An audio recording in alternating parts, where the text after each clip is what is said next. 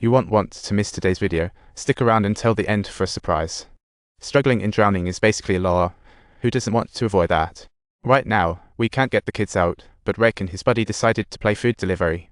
So, Rick explained the road conditions after the junction to the team. Those team members were so confident, looking like they could deliver in any storm. But in reality, they knew that beyond the junction, the path was as slippery as an ice rink. It took Rick and his friends 6 hours to get to where the kids were at 2,500 meters for a marathon.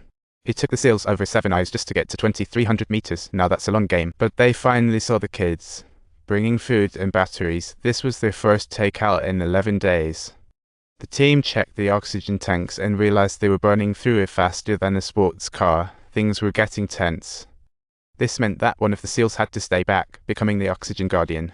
Plus, the oxygen was running low, playing a deadly game if they didn't want to suffocate. They needed a plan. The mayor reassured all the parents under pressure, the kids are definitely coming home safe. But as soon as he turned around, his expression turned serious like a poker player with a terrible hand. Rick and John decided to call in a reinforcement, and soon their friend Harry rushed over. Harry might not have the skills of Rick, but he had a secret weapon. He's an anesthesiologist. Yeah, Rick wanted Harry to give the kids a little nap before bringing them out, but the odds were as good as winning the lottery.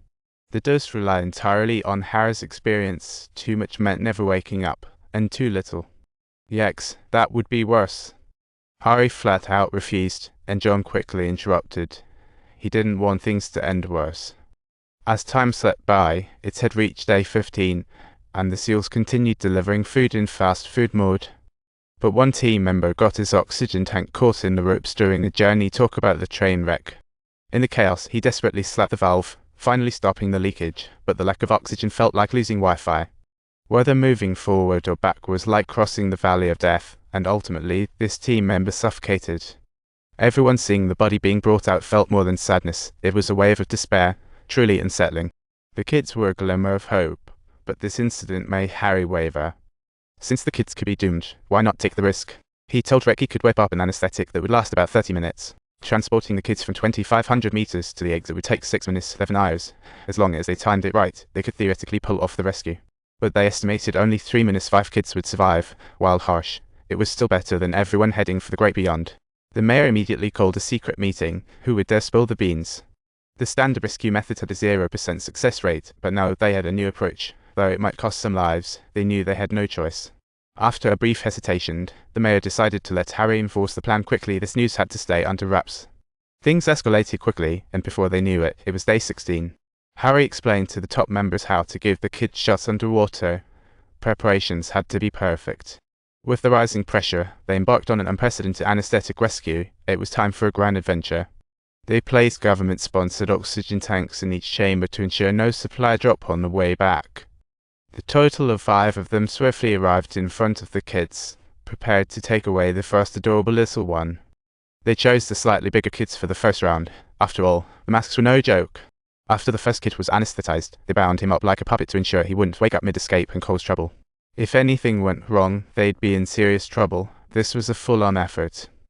They quickly reached the first checkpoint, and after a normal check, they pressed on. Time was of the essence. They couldn't wait for feedback on the first child's status. Once the bond was established, there was no turning back. Second kid was submerged under John's lead. At this point, the first kid started to wake up, and they had to speed things up. They hurried to get him to the surface, but they dropped the anesthetic needle in their panic. They retrieved the needle and jabbed it into his thigh. The kid was startled, eyes wide open. He hadn't even gathered what was happening before drifting off again. What a little sleepyhead. Meanwhile, after the next injection, they noticed the child's breathing was as weak as a wisp. It wasn't looking good. They could only wait and pray, with that mental load feeling like carrying a boulder. John understood that if he managed to save just one person, but another died, the public opinion could completely suffocate him. Quickly adjusting his mindset, John pressed on, and after 5.5 hours, the first kid successfully reached chamber 5. Breathing stable, vital signs normal, and everyone couldn't help but cheer, but they needed to keep it low-key to avoid chaos. To avoid chaos, the government decided not to release the names of the rescued kids. They had to keep it together.